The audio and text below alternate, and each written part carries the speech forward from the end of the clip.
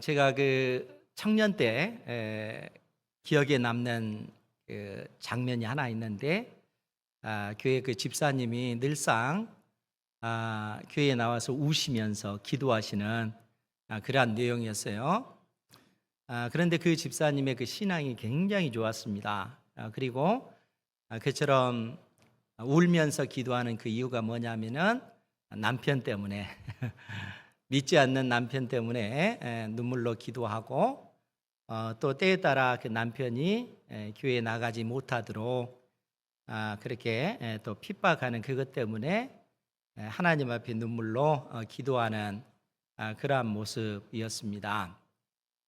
그런 모습을 보면 그런 생각이 들지 않으세요? 저 집사님은 차라리 결혼하지 않고 혼자 살았으면 저분이 더 열심히 하나님 앞에 신앙생활을 했을 텐데, 이런 생각이 불현듯 들지 않습니까? 혹시라도 이제 여러분들 가운데 사랑하는 남편이, 사랑하는 아내가 예수님을 믿지 않는 이러한 문제로 인해서 갈등이 있고, 또 이런 문제로 하나님 앞에 기도하는 사람들은 불현듯 그런 생각도 들 거예요.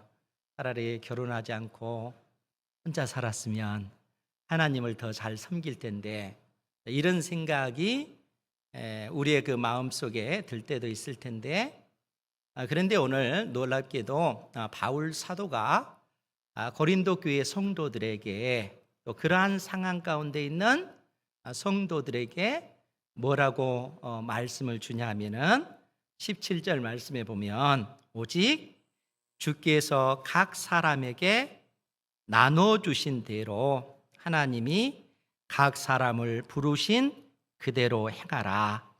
내가 모든 교회에서 이와 같이 명하노라. 이렇게 말씀하십니다. 막상 우리가 17절을 읽었지만 이 내용이 어떤 내용인지 잘 이해는 좀 안 되잖아요. 그런데 분명한 것은 뭐냐면은 바울 사도가 모든 교회에서 이와 같이 명하노라 라고 말씀하심으로써, 지금 바울 사도가 17절을 통해서 하신 그 명령이 고린도 교회에만 해당되는 것이 아니라 오고 오는 모든 예수 그리스도를 믿는 사람들에게 지금 바울 사도가 하고 있는 말씀이라는 거예요. 즉 하나님께서 우리를 향하신 그 뜻이 여기에 있다라는 얘기입니다. 그러면은 이 말씀의 의미가 뭘까?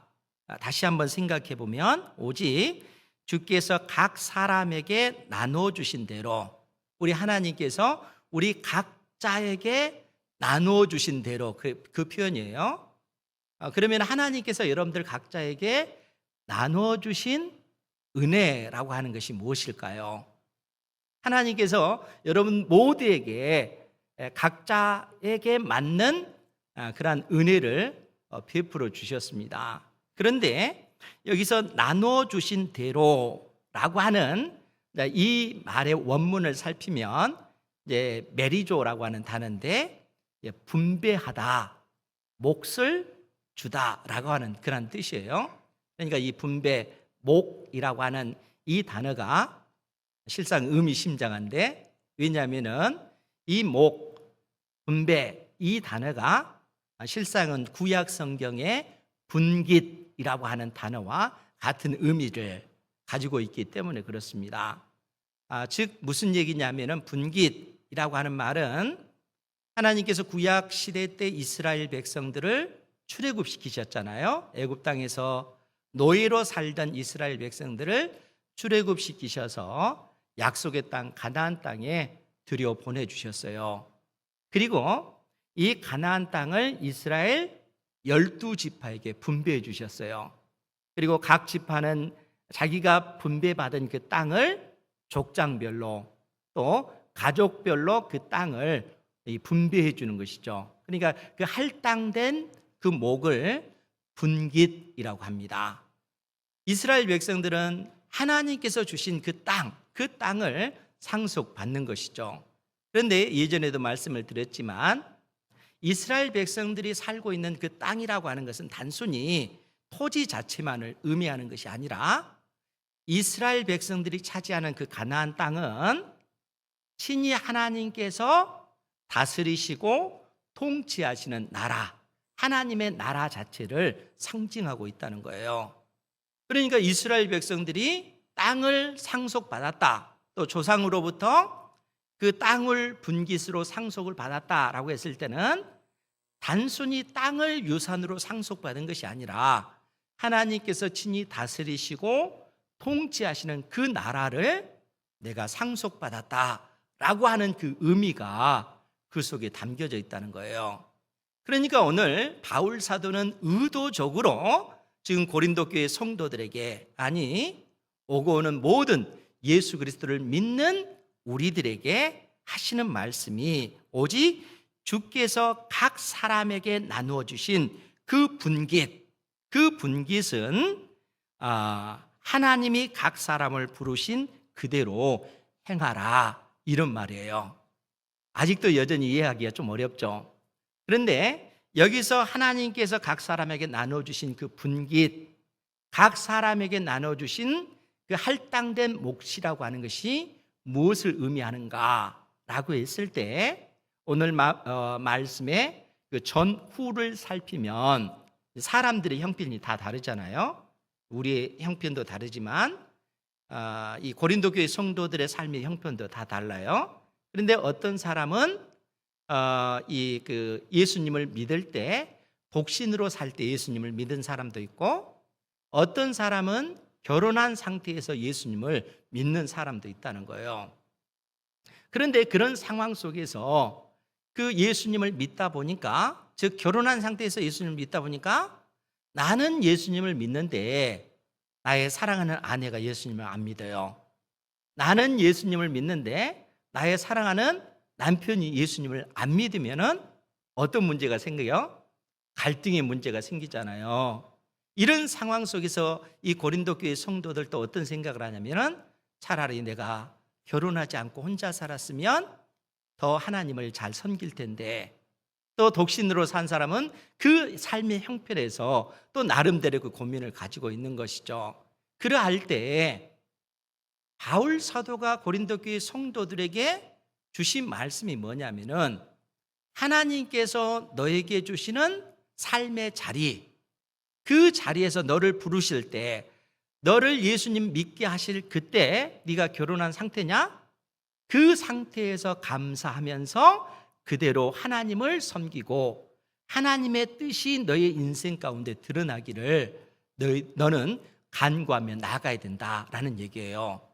그러니까 결혼한 사람이 나 혼자 살았으면 좋았을 걸, 이렇게 생각하지 말라는 거예요. 현재 삶의 그 형편, 그 처지에서 하나님을 예비하는 삶을 살아야 된다라고 그렇게 교훈을 하고 있는 것입니다. 이제 왜 그럴까? 이제 그 의미를 좀 더 살펴보면 18절 19절이에요. 거기에 보면 할례자로서 부르심을 받은 자가 있느냐?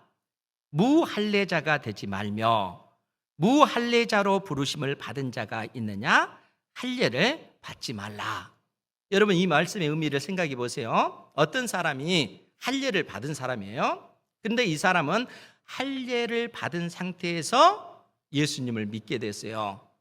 이 사람은 이 할례 받은 그 상태로 예수님을 잘 섬겨야 된다, 그 얘기예요. 그러면 무할례자는 어떠냐 하면은, 무할례자 역시 무할례자일 때 예수님을 믿었어요. 그런 상황 속에서 나는 할례를 받아야지 이렇게 생각하지 말고 무할례자로 예수님을 섬겨라, 그 얘기입니다. 여러분, 이 말씀의 의미를 좀 더 깊이 생각해 보면은, 우리가 하나님 앞에 구원을 받았을 때 구원받은 것, 즉 우리 인생에 있어서 가장 중요한 본질적인 것, 그것이 무엇인가를 생각하게 합니다. 즉 무슨 얘기냐면은, 우리가 하나님의 자녀가 된 것은 다른 방법으로 우리가 자녀가 된 거 아니에요. 여러분, 그 할례를 받는다라고 할 때는 이 할례라고 하는 것 자체가 하나님의 백성입니다라고 하는 외적인 그 표가 할례입니다. 할례를 받았기 때문에 하나님의 백성이 되는 건 아니에요. 그 할례를 받았다라고 하는 것은 하나의 외적인 그런 편데, 문제는 뭐냐면은 사람이 율법을 지킴으로써 하나님의 자녀가 될 수 있는 그 길이 있는가라고 했을 때 그것은 불가능하다는 거예요. 할례를 받더라도 그로 인해서 우리가 구원을 받는 것이 아니라, 우리가 구원을 받는 것은 오직 예수 그리스도를 믿음으로 말미암아 우리가 구원을 받은 거라는 거예요. 그것이 우리 인생에 있어서 가장 중요한 것이라는 거예요. 복음의 그 능력으로 우리의 인생을 살아가야 된다라는 얘기예요. 중요한 것은 그 본질이 아닌 할례를 받는 거, 할례를 받지 않는 거, 이것이 중요한 것이 아니라 우리가 복음의 그 능력으로 살아가는 것, 이 자체가 중요한 것이다라는 사실을 지금 바울 사도가 우리에게 말씀해 주고 있다는 거예요. 그러니까 결혼을 한 상태에서 예수님을 믿었느냐? 결혼하지 않았으면 좋았을 거, 이게 필요 없다는 거예요. 결혼을 하든 독신으로 살든 중요한 것은 내가 복음의 그 능력을 가지고 내 인생을 경영해 나가는 이 삶이 중요한 것이다 라고 바울 사도가 우리에게 교훈해 주고 있는 것입니다. 이러한 삶을 사는 우리 은행교회 모든 성도들 되기 바랍니다. 그 의미를 좀 더 바울 사도가 우리에게 분명히 가르쳐 주기 위해서 20절에 뭐라고 얘기를 하냐면은, 우리 20절 말씀 같이 한번 볼게요. 시작. 각 사람은 부르심을 받은 그 부르심 그대로 지내라. 아멘. 각 사람, 모든 사람들은 하나님께서 부르심을 부르실 때 부르심을 받은 그 부르심 그대로 너희들은 지내라 라고 얘기해요. 부르심이라고 하는 단어가 이게 뭔 말이지? 이런 생각이 들잖아요. 하나님께서 우리를 불러내셨다는 거예요. 근데 이 부르심의 의미는 두 가지로 설명되어질 수 있어요. 그 첫 번째는 하나님께서 우리를 불러내셨는데 어디에로 불러내셨는가 하면은 구원받도록 우리를 불러내셨다는 거예요.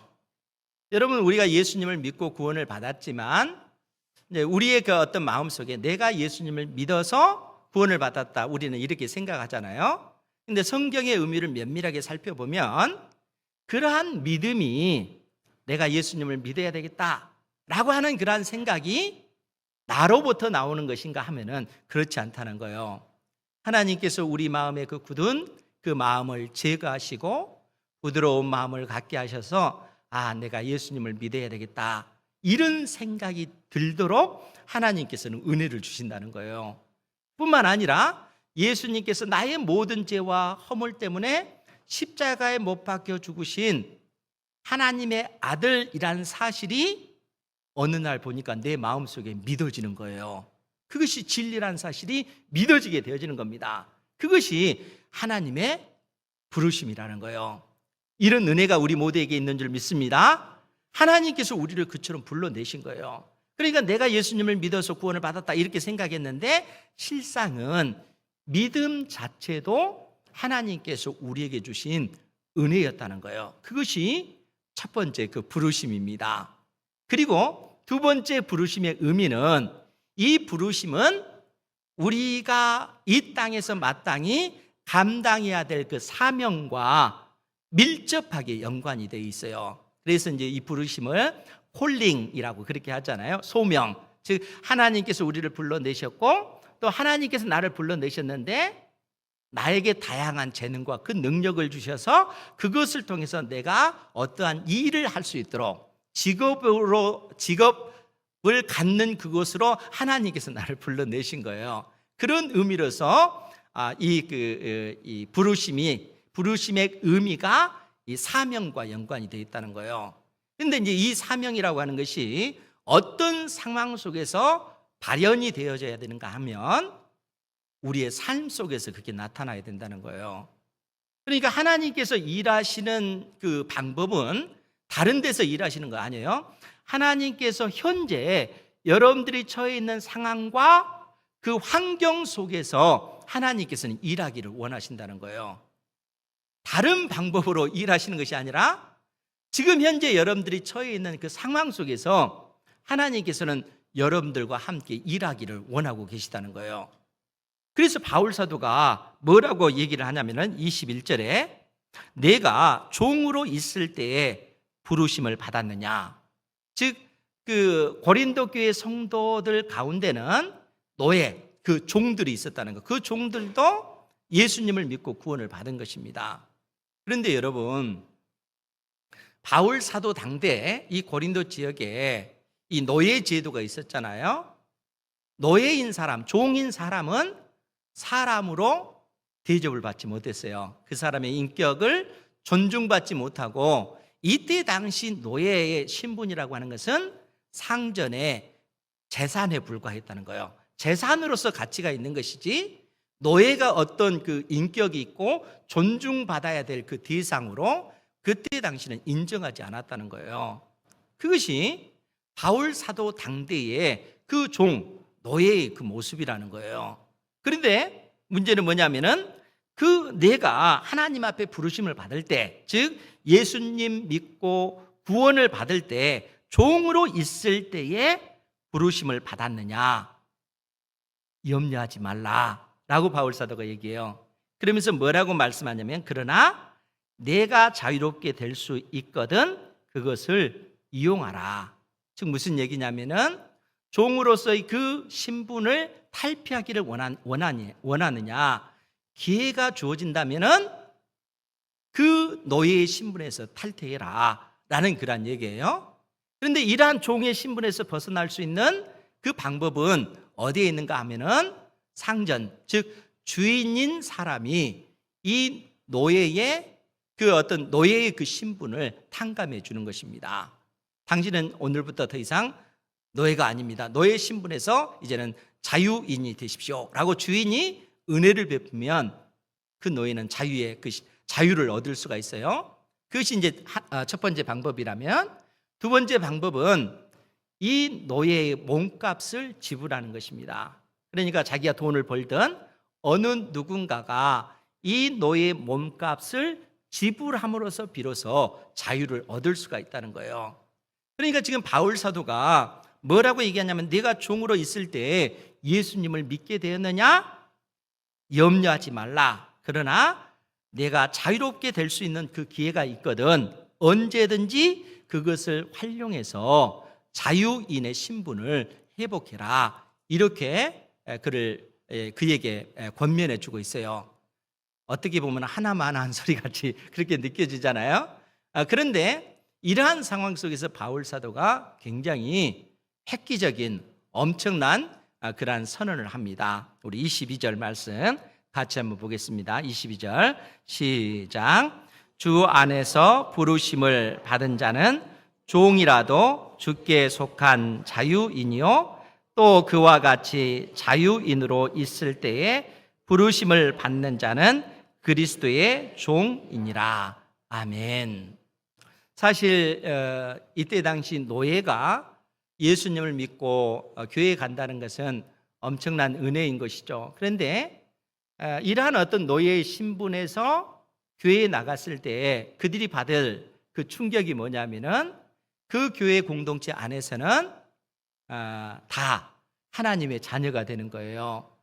그러니까 교회 공동체 안에서는 그들의 신분이 주인이 됐든 종이 됐든 그것과 상관없이 예수 그리스도 안에서 다 형제라는 사실입니다. 그러니까 이때 당시 그 노예의 신분을 가진 사람들이 교회에 들어갔을 때 받을 그 충격은 엄청난 것이죠. 자기의 어떤 그 신분은 그처럼 낮은 존재라고 늘상 생각하고 늘상 위축되고 염려하고 근심할 수밖에 없는 그런 위치에 있었잖아요. 그런 그들에게 그리스도 예수 안에서 형제다 이렇게 고백을 하는 거예요. 주인이 노예에게 너는 나의 종이다 이렇게 얘기하는 것이 아니라 예수 그리스도 안에서 우리는 한 형제입니다 이렇게 선언하고 있다는 거예요. 그런데 그러한 그 교회를 향해서 오늘 바울 사도가 뭐라고 얘기합니까? 주 안에서 부르심을 받은 자는 종이라도 주께 속한 자유인이다 이렇게 선언하고 있는 거예요. 현실은 노예잖아요. 그런데 그러한 노예를 향해서 너는 영적으로 자유인이다 이렇게 선언하고 있습니다. 그러면 여러분, 어떤 측면에서 이 노예가 종의 신분에 있는 이 사람이 자유인이 될 수가 있었을까요?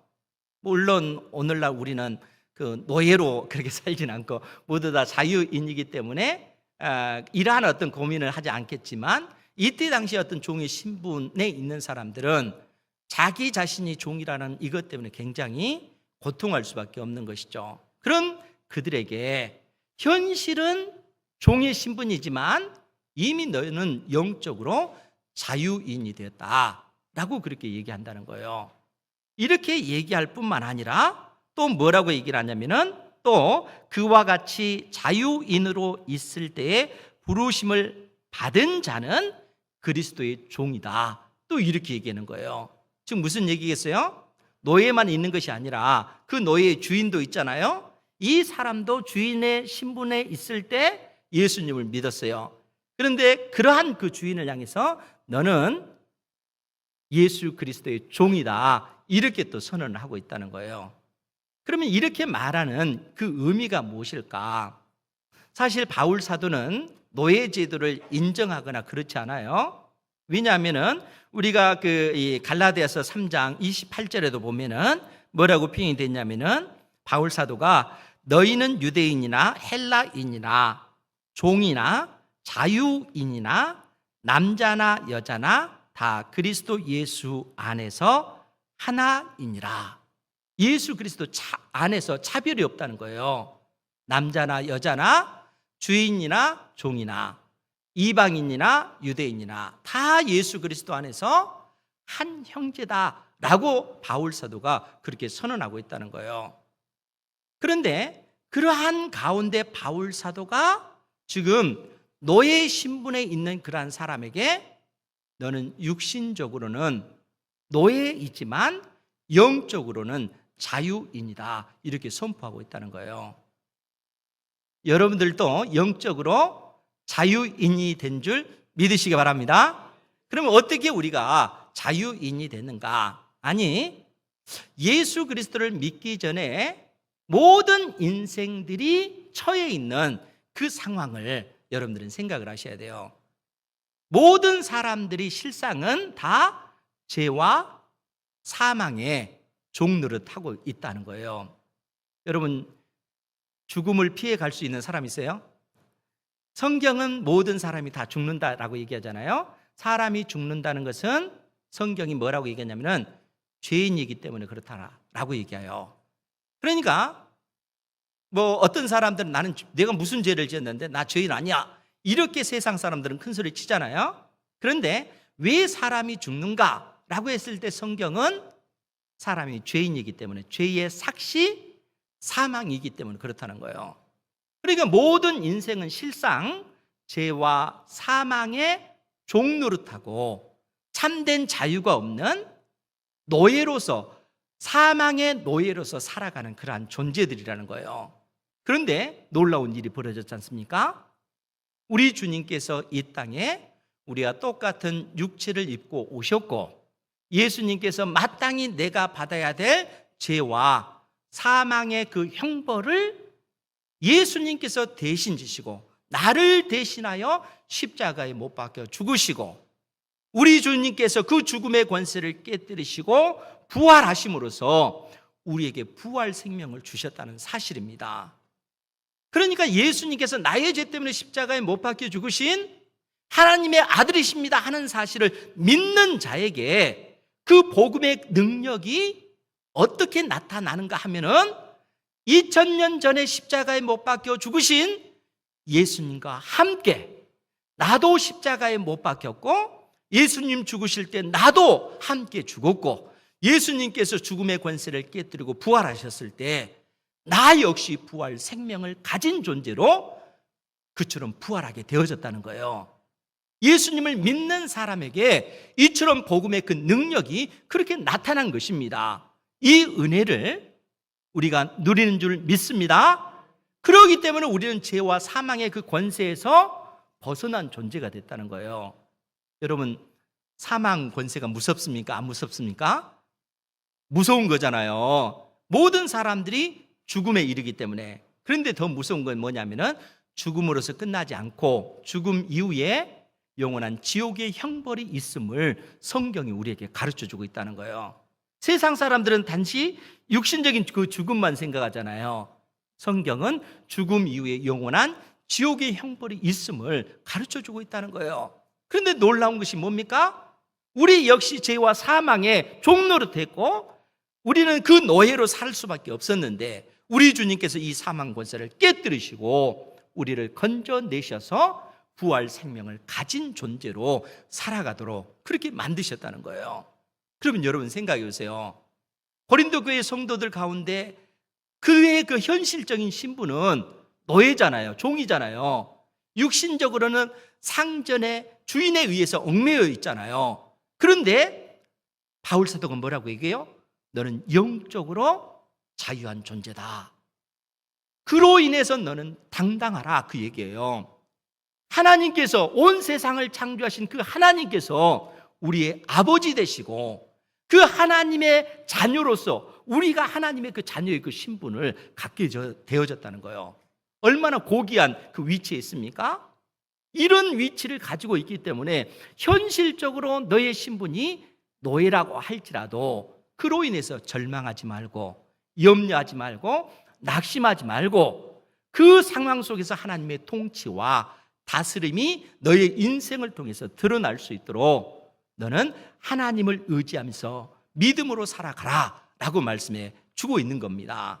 오늘날 우리는 육신적인 노예가 아니잖아요. 그런데 하나님께서 여러분들 각자의 인생에게 몫을 주셨다는 거예요. 분깃을 주셨다는 거예요. 그것이 삶의 어떤 형편, 또 신분일 수도 있어요. 또 많은 재물이 있을 수도 있고 없을 수도 있어요. 그런데 중요한 것은 뭐냐면은 하나님께서 우리 각자에게 하나님께서 친히 통치하시고 다스리시는 그 하나님 나라의 그 몫을 우리 인생에게 허락해 주셨다는 거예요. 여러분들의 직장을 통해서, 가정을 통해서, 여러분들이 경영하는 사업체를 통해서 여러분들의 삶의 형편이 어떠하든지 간에 바울 사도는 그 상황 속에서 하나님을 의지하고 하나님의 뜻을 이루는 그러한 삶을 살아야 된다라고 우리에게 교훈해 주고 있다는 거예요. 우리가 19절 말씀을 보면 할례 받는 것도 아무것도 아니요 할례 받지 아니한 것도 아무것도 아니로되 오직 하나님의 계명을 지킬 따름이니라. 이렇게 바울 사도가 얘기했잖아요. 그러니까 지금 바울 사도에게 중요한 것은 할례를 받았느냐 할례를 받지 않았느냐 이게 중요한 문제가 아니라는 거예요. 너의 신분이 종이냐 너의 신분이 주인이냐 이것이 중요한 것이 아니라는 거예요. 여러분들이 이 땅에서 많은 공부를 했느냐 공부를 하지 않았느냐 이게 중요한 것이 아니라는 거예요. 여러분들이 이 땅에서 많은 돈을 벌었느냐 벌지 못했느냐 이것이 중요한 것이 아니라는 거예요. 너의 지금 현재의 신분이 무엇이냐? 하나님의 자녀가 아니냐? 하나님의 자녀답게 너의 인생을 통해서 하나님의 통치와 다스림, 하나님의 그 나라가 너의 삶을 통해서 드러날 수 있도록 너는 하나님 앞에 은혜를 구해라. 그 얘기예요. 그래서 지금 바울 사도가 19절 하반절에서 오직 하나님의 계명을 지킬 따름이니라. 여기서 하나님의 그 계명이라고 하는 것이 그 계명은 수백 가지 있잖아요. 그런데 바울 사도가 여기서 말하는 하나님의 그 계명이라고 하는 것은 크게 두 가지예요. 하나님을 사랑하고 내 이웃을 사랑하는 거예요. 왜 이런 말을 하겠어요? 고린도 교회 성도들이 그 이웃을 사랑하지 못하기 때문에 하나님께서 각자의 인생에게 다양한 은사를 주셨잖아요. 어떤 사람에게는 많은 돈을 주셨고 어떤 사람은 지식을 갖출 수 있는 그러한 은혜를 주셨고 또 어떤 사람에게 뛰어난 재능과 능력을 주셨어요. 하나님께서 이러한 은혜를 사람들에게 주셨어요. 그러면 여러분들 그것을 가지고 어떻게 해야 될까요? 자기 자신을 높이기 위해서 살아가면 안 된다는 거예요. 그것이 고린도 교회 성도들의 모습이었기 때문에 하나님께서는 그러한 은혜를 주신 것은 하나님을 사랑하고 내 이웃을 내 몸처럼 사랑해야 된다 그 얘기예요. 그러니까 내 주변에 그 연약한 가운데 낙심하고 절망하고 아파하고 있는 그러한 이웃들을 외면하는 것이 아니라 내 몸처럼 느껴서 그 사람이 다시 일어설 수 있도록 그에게 그가 일어설 수 있도록 격려하고 또 물질적으로 시간적으로 그를 도우면서 그를 세워나가는 이러한 일들을 감당하는 것이 하나님의 계명을 지켜나가는 것입니다. 하나님의 통치, 하나님의 다스림을 받는 거라는 거예요. 그러니까 중요한 것이 할례를 받았느냐 받지 않았느냐 이것이 중요한 것이 아니죠. 나의 신분이 종이다, 나의 신분이 주인이다, 이것이 중요한 것이 아니죠. 여러분들이 많은 돈이 있다 없다 이것이 중요한 것이 아닙니다. 나에게 복음의 그 능력이 있느냐, 이 복음을 가지고 하나님께서 기뻐하시는 그 뜻을 이루어가는 그 삶을 살아가는 것이 더 중요하다라고 지금 바울 사도가 우리에게 교훈하고 있는 것입니다. 사랑하는 성도 여러분, 하나님께서 여러분들의 인생을 이 땅에 내신 것은 여러분들의 인생을 통해서 하나님의 나라가 이루어지기를 위함임을 여러분들 믿으시기 바랍니다. 여러분들이 가지고 있는 재능과 그 능력 이러한 것들을 쓰셔서 하나님의 그 통치가 여러분들의 삶을 통해서 드러날 수 있도록 지금 바울 사도는 고린도 교회 성도들에게 그러한 권면을 하고 있고 오늘 우리에게도 동일한 이 말씀을 주고 있다는 거예요. 그러면서 우리가 그렇게 해야 되는 그 이유가 뭐냐? 23절 너희는 값으로 사신 것이니, 즉 예수님의 피값으로 예수님의 피값을 지불하고 우리를 하나님의 자녀로 사신 것이니 사람의 종이 되지 말라. 그래서 우리는 사람의 종이 되지 말아야 된다는 거예요. 여기서 사람의 종이란 것은 단순히 육신의 종, 주인의 그 종 이런 개념으로 얘기하는 것이 아니라 그것을 뛰어넘어서 우리에게 가르쳐주고 있어요. 이 사람의 종이라고 하는 것은 사람들이 이 땅에 소망을 두고 추구하는, 소위 성공이라고 하는 그 기준을 가지고 추구하는 그 모든 것들의 종이 되어서는 안 된다는 거예요. 여러분, 돈이 우리 인생에 필요합니까? 안 필요합니까? 안 필요하다는 분 없죠? 돈은 우리 인생에 있어서 너무나 필요한 거예요. 명예는 필요하죠. 권세는 그것도 다 필요한 것입니다. 하나님께서 우리 인생에게 이러한 것들이 있기를 원하셔요. 그런데 문제는 뭐냐면은 이러한 것들을 추구하게 되면 우리는 돈의 종이 되어지는 거예요.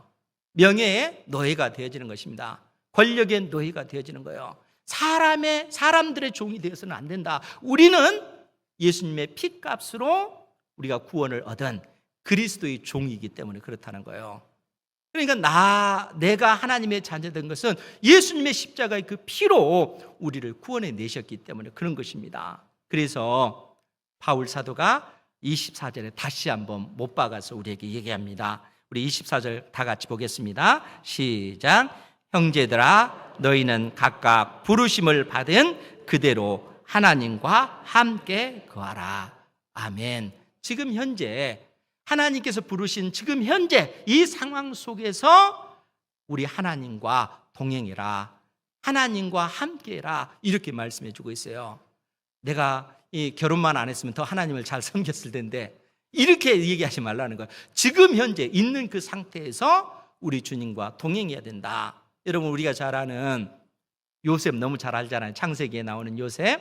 이 요셉이 노예로 팔렸잖아요. 그래 보디발의 집에 노예로 살아가잖아요. 그런데 이 노예로 살아가면서 이 요셉이 중심적으로 생각한 그것이 뭡니까? 노예의 신분이지만 늘 하나님을 의식하고 살아가요. 그잖아요. 우리 주님과 동행하는 삶, 하나님과 동행하는 그러한 삶을 노예의 신분임에도 불구하고 하나님의 통치, 다스림이 요셉 그의 삶 가운데 나타나기를 소망하면서 그렇게 산 것입니다. 그런데 그 노예의 신분에서 어떻게 해야 돼요? 나중에는 억울한 누명을 쓰고 감옥에 갇히잖아요. 죄수의 신분이 되지 않습니까? 여러분, 죄수의 신분에서 그가 하려고 하는 것이 뭐예요? 반역을 일으켜서 내가 탈출해야 되겠다 이렇게 하지 않잖아요. 그 속에서도 하나님을 생각하는 겁니다. 하나님 앞에 현실의 그 모든 것을 아뢰고 은혜 주시기를 구하고 하나님을 의식하면서 그가 주님과 동행하는 삶을 살아가요. 때가 되니까 어떻게 돼요? 하나님께서 그런 요셉을 일으켜 세우셔서 애굽의 총리로 그렇게 세우시잖아요. 하나님과 동행하는 그러한 삶이라는 겁니다. 그러니까 하나님께서 우리 각자에게 현재 처해 있는 그 상황 속에서 주님을 생각하고 주님을 의지하고 주님의 통치를 받으며 믿음으로 살아가라. 그리고 때가 되면 우리의 모든 삶의 형편, 저지들, 상황들은 하나님께서 바꾸어 주시는 것입니다. 우리가 신분이 높은 것도 낮은 것도 이 의미 없어요. 종이든 상전이든 많은 재물이 있든 재물이 없든 이것이 중요한 것이 아니라 내가 복음의 능력을 가지고 나의 인생을 통해서 하나님의 통치와 다스림이 드러나는 이러한 삶을 살아가는 것이 우리 아버지 하나님께서 우리에게 원하시는 그러한 삶이다 하는 것입니다. 이러한 진리를 깨닫고 우리 주님과 동행하는 은혜가 있기를 주님의 이름으로 축원드립니다.